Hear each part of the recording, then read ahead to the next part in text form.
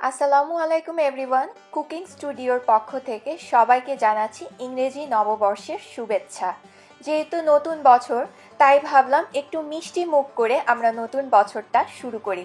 তাই আমি আজকে আপনাদেরকে মাইক্রোওয়েভে কিভাবে পেস্ট্রি কেক তৈরি করা যায় সেটাই তৈরি করে দেখাবো। এর জন্য আমি একটা বোলে 1 কাপ পরিমাণ দুধ নিয়ে নিচ্ছি। দুধটা অবশ্যই নর্মাল টেম্পারেচারে থাকতে হবে। এর মধ্যে দিয়ে দিচ্ছি 1 কাপ পরিমাণ চিনি। এবার এটাকে একটা স্প্যাচুলা কিংবা একটা হুইস্কের সাহায্যে নেড়ে নিতে হবে, যেন চিনিটা ভালোভাবে দুধের সাথে মিশে যায়। চিনিটা যখন পুরোপুরি মিশে যাবে সেই পর্যায়ে এর মধ্যে দিয়ে দিচ্ছি ভ্যানিলা এসেন্স 1 চা চামচের মতো, আর 4 টেবিল চামচ পরিমাণ রেগুলার তেল। আমরা যে তেল দিয়ে রান্না করি আমি সেই তেলটাই ব্যবহার করেছি। এবার আবার সবকিছু ভালোভাবে মিক্স করে দিচ্ছি। এবার একটা চালনি নিয়ে এর উপরে আমি একে একে গুঁড়া যে ইনগ্রেডিয়েন্টস সেগুলো দিয়ে দিব। প্রথমে দিয়ে দিচ্ছি আমি 1.5 কাপ পরিমাণ ময়দা। এবার দিয়ে দিব কোকো পাউডার 2 টেবিল চামচ পরিমাণ, বেকিং পাউডার হাফ চা চামচ, আর বেকিং সোডা হাফ চা চামচ। অনেকেরই ধারণা বেকিং পাউডার আর বেকিং সোডা দুটা এক জিনিস, কিন্তু আসলে এই দুটা দুই জিনিস। এবার সবকিছু একটু চেলে নিতে হবে। চেলে নেওয়ার পরে এই অবশিষ্ট অংশটা আমরা ফেলে দিব। এবার সবকিছু আবার ভালোভাবে আমি মিক্স করে নিব। মিক্স করার জন্য আপনারা চাইলে চামচ কিংবা এরকম স্প্যাচুলা ব্যবহার করতে পারেন, অথবা কোনো হুইস্ক দিয়েও করতে পারেন, চাইলে হ্যান্ড বিটারও ইউজ করতে পারেন।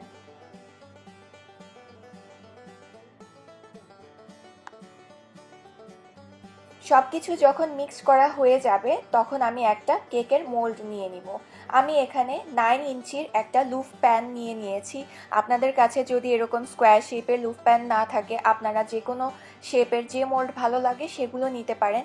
সেটার মধ্যে তেল দিয়ে আমি নিচে একটা পার্চমেন্ট পেপার বিছিয়ে দিয়েছি, এতে করে কেকটা নিচে লেগে যাবে না। আপনাদের কাছে যদি এই পেপারটা না থাকে সেই ক্ষেত্রে আমরা বাসায় যে রেগুলার পেপার ইউজ করি, যেটা আমরা হিসাব নিকেশ করি, পড়ালেখা করি, সেই রেগুলার সাদা কাগজ বিছিয়ে সেটাতেও তেল ব্রাশ করে নিতে পারেন। একটু বাড়ি দিয়ে দিচ্ছি, সো কোথাও যদি কোনো বাবল থাকে সেটা চলে যাবে। এবার আমি এই কেকটাকে মাইক্রোওয়েভে বেক করব। মাইক্রোওয়েভে বেক করতে 5 মিনিটের বেশি লাগে না। আপনাদের মাইক্রোওয়েভের পাওয়ারের উপরেও বেকিংয়ের টাইমটা যদিও নির্ভর করে। সো 5 মিনিটের পরে প্রতি 1 মিনিট পর পরে বের করে কেকটাকে দেখতে হবে। আমি প্রথমে 5 মিনিট দিচ্ছি। আমার 5 মিনিট হয়ে গেছে। এখন কেকটা আমি বের করে দেখব কেকটা হয়েছে কিনা। একটা টুথপিকের সাহায্যে আমি চেক করব। দেখেন কেকটা দেখতেই বোঝা যাচ্ছে হয়ে গেছে, কেকটা ফুলে উঠেছে। টুথপিকটা আমার পরিষ্কার বের হয়েছে, তার মানে আমার কেকটা হয়ে গেছে। আপনাদের যদি টুথপিকটা পরিষ্কার 5 মিনিট পরে না বের হয় তাহলে আবার 1 মিনিটের জন্য দিবেন। এভাবে প্রতি 1 মিনিট পর পরে 5 মিনিটের পর থেকে আপনার চেক করতে হবে। দেখে নিলেন কত সহজে মাইক্রোওয়েভে খুবই ঝটপট করে কেক তৈরি করা যায়। এবার চারপাশে নাইফ দিয়ে একটু আলগা করে আমি কেকটাকে একটা পাত্রে ঢেলে নিব। আপনারা কিন্তু চাইলে এই কেকটা এভাবেই সার্ভ করতে পারেন। এই কেকটা এভাবে খেতে অসম্ভব মজা লাগে, কারণ এটা হচ্ছে এগলেস স্পঞ্জ কেক। দেখেন কত সুন্দর হয়েছে কেকটা। আমি একটু হাত দিয়ে টিপে দেখাচ্ছি। এই যে দেখেন কতটা সফট, একেবারে আঙুল ডেবে যাচ্ছে। এবার আমি কেকটাকে মাঝ বরাবর একটা ভাগ করে নিব। আপনারা চাইলে 2 ভাগ কিংবা কেকটাকে 3 ভাগও করতে পারেন, কারণ আমি এটাকে পেস্ট্রি কেক বানাবো। সো এখন আমি অন্য চুলায় একটা সুগার সিরাপ তৈরি করব। এর জন্য আমি 3 টেবিল চামচ পানি আর হাফ কাপ চিনি মিলিয়ে জাস্ট একটা বলক পর্যন্ত জাল দিব। একটা বলক আসলে এটাকে ঠান্ডা করে নিব। এই সুগার সিরাপটা আমি কেকের ওপরে ঠান্ডা হলে ব্যবহার করব।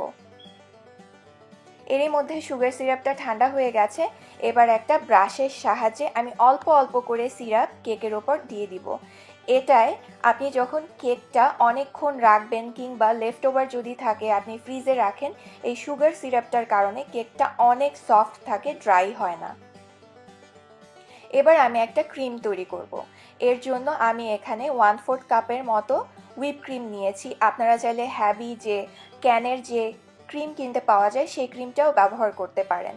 বিভিন্ন ব্র্যান্ডের ডানো ক্রিম আছে, নেসলে ক্রিম আছে, সেগুলোও ব্যবহার করতে পারেন। আমি এখানে হুইপ ক্রিম ব্যবহার করছি। এর মধ্যে দিয়ে দিচ্ছি আমি 2 টেবিল চামচ পরিমাণ বাটার। আপনাদের কাছে যদি কোনো ধরনের ক্রিম না থাকে সেই ক্ষেত্রে একটু ঘন দুধ ব্যবহার করলেও হবে।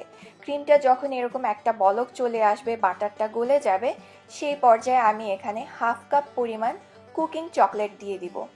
আজকাল বাজারে কুকিং চকলেট সব দোকানেই কিনতে পাওয়া যায়। যদি কুকিং চকলেট না পান তাহলে 1/2 কাপ পরিমাণ চকলেট চিপসও ব্যবহার করতে পারেন, কিংবা বাংলাদেশে আজকাল যে মিল্ক চকলেটের ছোট ছোট 10 টাকা দামের বিভিন্ন বার পাওয়া যায়, সেই বারগুলো দিয়েও কিন্তু আপনারা এই চকলেট সিরাপটা তৈরি করতে পারেন। এ পর্যায়ে চুলাটা বন্ধ করে দিতে হবে। বন্ধ করে নাড়তে নাড়তে দেখবেন চকলেটটা গলে গিয়েছে। এবার এটাকে 5 মিনিটের জন্য আমি ঠান্ডা করে নিব। চকলেট সিরাপটা ঠান্ডা হতে থাক। এবার কেকের উপরে আমি ক্রিম লাগিয়ে নিব। আমি আজকে হুইপ ক্রিম ব্যবহার করছি। হুইপ ক্রিম কীভাবে তৈরি করতে হয় সেটা আপনারা সবাই জানেন। হুইপ ক্রিমের প্যাকেটের স্যাশে কিনতে পাওয়া যায়, সেগুলো কিনে দুধ মিক্স করে বিটার দিয়ে বিট করলেই হয়ে যায়। তারপরেও পুরো প্রসেসটা আমার আরেকটি ভিডিও আছে, যেটা ব্ল্যাক ফরেস্ট কেকের ভিডিও, সেখানে দেখানো আছে, আপনারা সেটা দেখে নিলেও পারবেন। আমি লিঙ্ক ডেসক্রিপশন বক্সে দিয়ে দিব। আপনারা যদি হুইপ ক্রিম ফ্রস্টিং ব্যবহার করতে না চান সেই ক্ষেত্রে আপনারা বাটার ক্রিমও ব্যবহার করতে পারেন। সেটার জন্য আমার আরেকটা ভিডিও আছে বার্থডে কেকের, সেখানে দেখানো আছে, সেখান থেকে দেখে নিতে পারেন। চকলেটের সিরাপটা ঠান্ডা হয়ে গেছে। এবার আমি ওপরে একটু একটু করে ঢেলে দিচ্ছি। এখন অপেক্ষা করব ঢালার পরে 10 মিনিট। 10 মিনিটে এই চকলেট সিরাপটা ভালোভাবে সেট হয়ে যাবে।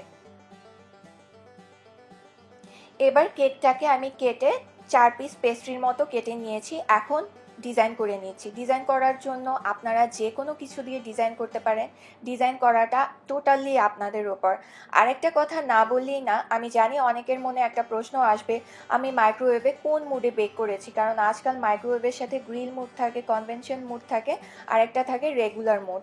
আমি এটাকে রেগুলার মুডে বেক করেছি। ঠিক যেভাবে আমরা খাবার গরম করার জন্য জাস্ট খাবারটাকে দিয়ে একটা টাইম সেট করে দেই, সেভাবে আমি কেকটাকে দিয়ে একটা টাইম সেট করে দিয়েছিলাম।